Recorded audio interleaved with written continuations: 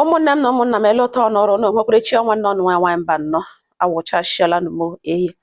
Ụmụnne m ọ na-eweli iwe unu ga-asị elekwenụ ka ihu mụrụ ote elekwenụ ka anya mụrụ ote. Ebele m akwa ebele m bete ya aka ya wụ vidio m na-aga iko ngalugbo ene nkwukwe na enwebe m ga-ekwurute ya erejie mbido ihe n'isi ama m ugboro ole m na-emere na vidio obi ekwega m mana otu ọbụla o siri dị aga m agbotoro unu ya bụ akụkọ. Anọ m otu nwanne anyị nwaanyị akpọ m na fon sị m nwaanyị mba nnọọ m za ya sị m na m weredela akụkọ n'ugbo ya na-egbotoro ya ụmụnne na m tikwe ya n'ekpere na ya nọ n'etiti ndị nwụrụ anwụ na ndị dị ndụ mana nke ọbụla Chineke nyere na ya ga-ewe. M sị nne m enwe ihe ga-eme ṅụ ị ga-adị hopeful tụkwasị Chineke obi enwe ihe ga-eme ṅụ ịnụ. Ya sị m ya gara ihu sị m na nne na nna ya mụrụ ha na ha dị 6 in number. Ụmụ nwaanyị 4 ụmụ nwoke 2 na Adanne etochiri ha niile na otu a na-eshi eto nwa na Adanne n'ihi alụrụ mmanya na nwata mmanya na ọ dị only 16 years alụọ ya ya mụọ ada ya nwaanyị. Papa ha asị mba na ka nwunye etototokwa na ahụhụ ọ tara na nwa na ya ga like ka ọ taa ha ya again ka ọ galitatokwa isi na Adanne nụrụ 10 years before ha nwa abịawazie. Ọ ya ka amụchara ha atocha ha anya ọbụla ewelitatụ isi ote ha aka papa ha anwụọ wụsawa ha 6 of them. Ihe ahụ emezie mama ya na Adanne ya dịzi ka ejima enweghị ihe onye ka ama onye ka ya na-amaghị ya.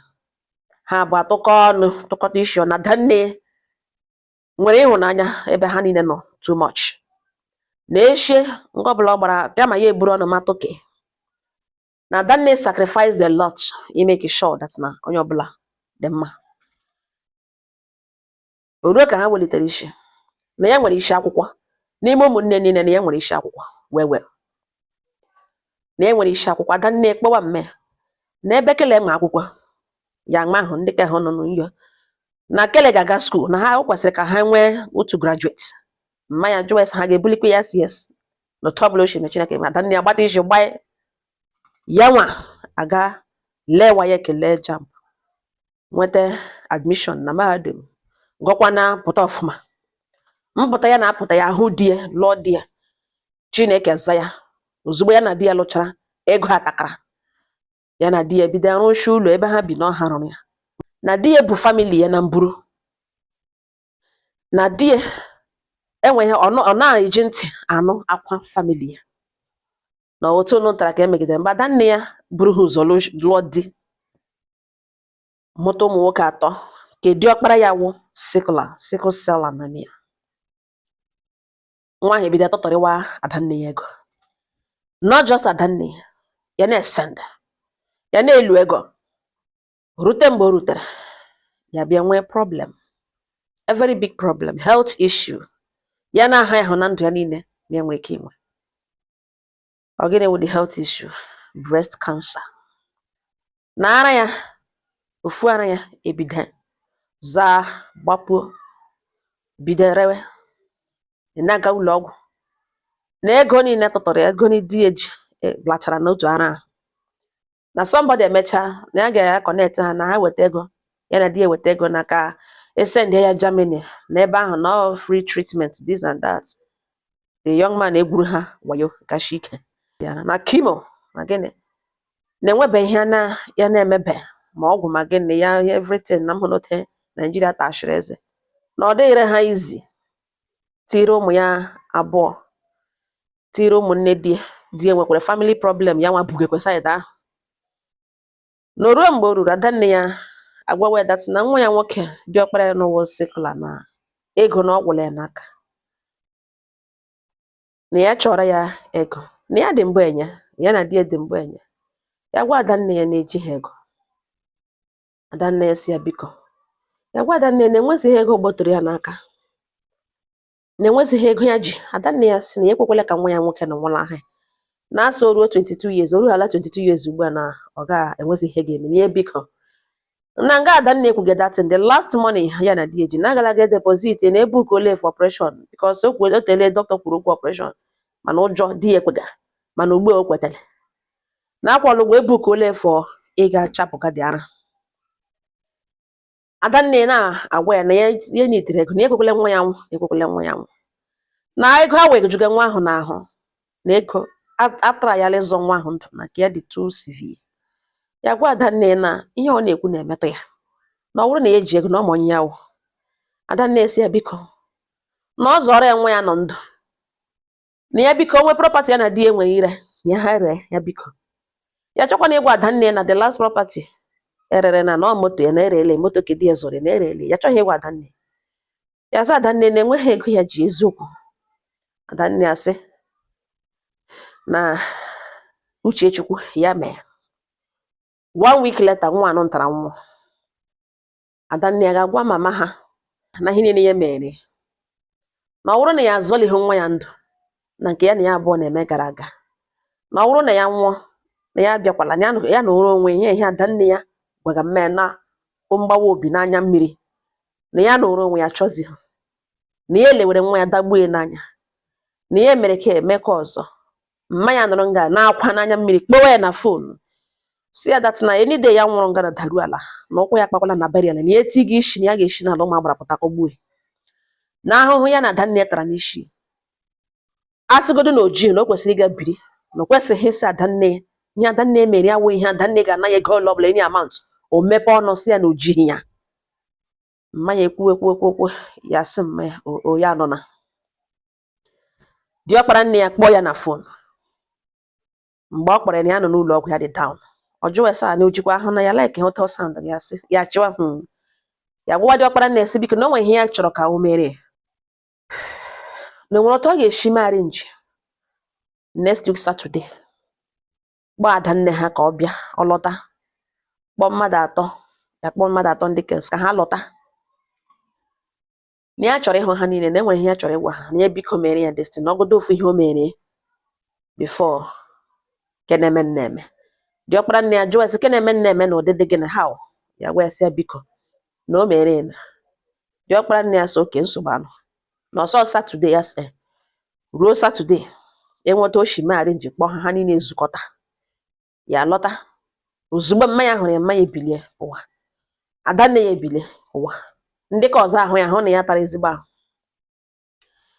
Ya gwawa ha sị na ihe a chọrọ ịgwa ha wụ na ha biko na onye ọbụla ya mejọrọ gbaghara na enwekwana onye nwere expectation ya na-eme itiwo na onye ahụ gbaghara na enweghị ihe ya chọrọ iji ha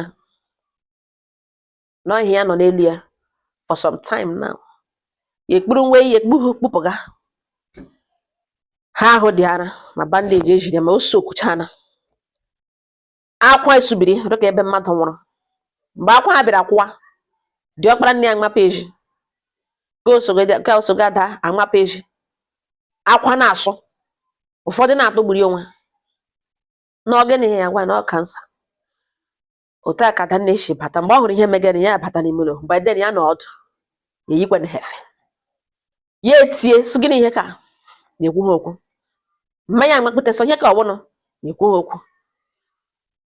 Diọkpara nne na-etisi kansa who invited you how come where how mgbe ka ji mara na ọ ihe ya dịka.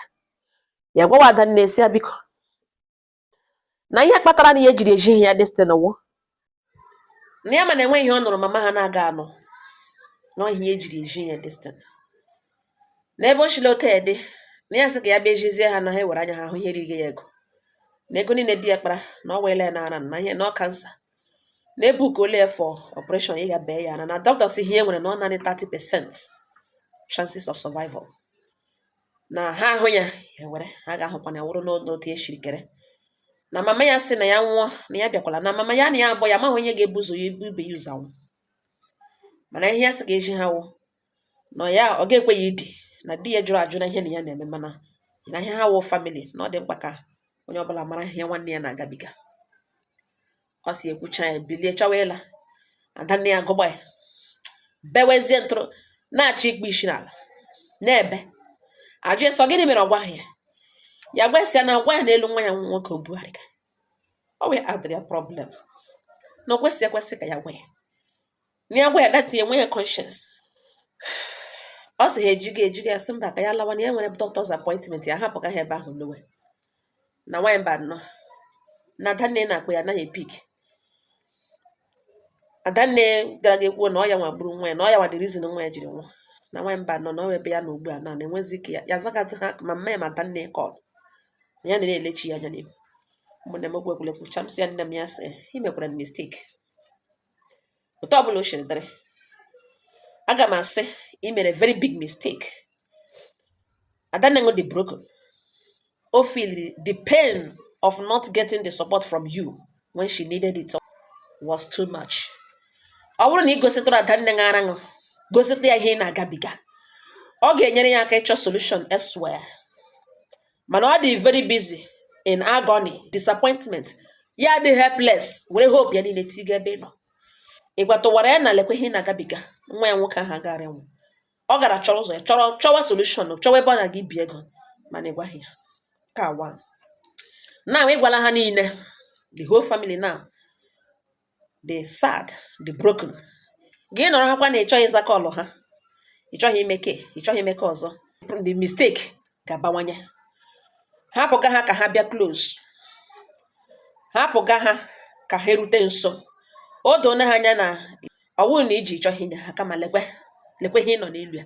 You need their prayers, you need their support. Gị gwechiri ugbu a na onye ọbụla n'ọrụ onwe kechinwe, you the right thing to do. You need their support, you need their love, you need their prayers. Ha hụ na ihe mere n'otu o shiri mee. Nwanyị mba nọ mza ya sị na mma ya ya na-agwa m ihe ugbu a na ya nwetaghị information na mma ya dị down. Na onye kọsịrị na ọwa Adanne. M sị nwa ihe ọ kọsịrị. Ihe a family, ihe awụ ihe batara, ihe awụ problem family. Ihe ga-adị ka na-agaghị adị. Ihe niile mere na onwe nzube Chukwu Tochukwu shiri dee ya. Ị chọọ i revive your mother, gwa ya that need strong. Pick a call ya. Pick a call your mother. Ọjọọ nwetara gị say yes. Emekwela gị ịbịa gbadebe ya azụ, ọ ga-enye ya nsogbu. Hapụcha ihe mere nọ ka Chineke bi n'eluigwe were ọnọdụ. Na m etigwe ya n'ekpere na enwe ihe ga-eme na ọ ga-agalu. Ke ihe kpatara m ji bupụtacha okwu ebe a na ụfọdụ ndị mmadụ dị ụtọ. Ị ga-ana mmadụ ego ya sị oji. Gị wewere onye ahụ iwe. Gị sị onye ahụ na obi n'ụlọ ka ya na ọ wee big man. Ihe awụ ụlọ arụrụ mgbe ego dị. Ihe awụ moto ọ zụrụ mgbe ego dị. Gị na ya oji, gị sọwachi na ọ chọghị inye aṅụ, gị na-ewere iwe na ọ chọghị inye aṅụ. Ị gaghị ama na truly na onye ahụ ejighị ego. Some people are like this. Ị ga-agbapụta obi na-ana mmadụ ihe. Onye nara ihe ya si oji, gị so nsogbu anụ. Gị chọrọ solution. Onwe ihe toro ebe ọ bịara. Jehova ga-emere onwe ya. Mana mgbe ị nara onye mmụọ ṅụ gwara ṅụ, onye ijiri nwee hope, onye ahụ asị gị na oji gị. Gị conclude n'ime obi ṅụ na ọ chọghị inyere aka, ọ chọghị inyere. Many people eshile na ụdị a na-ebo onye aka ya dị ọcha. Agbashi onye ahụ ekwu. Filie na onye ahụ, in fact, onye ahụ wụ the reason ha ji ataga ahụhụ. Na ọsọ ji hụ.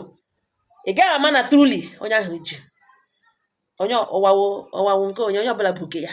Ụmụnne m, ọ nke ọha nọ m n'ọnụ, biko ka nwa ahụ lewe Chineke anya n'ihu instead of mmadụ. Udo dịrị ọnụ.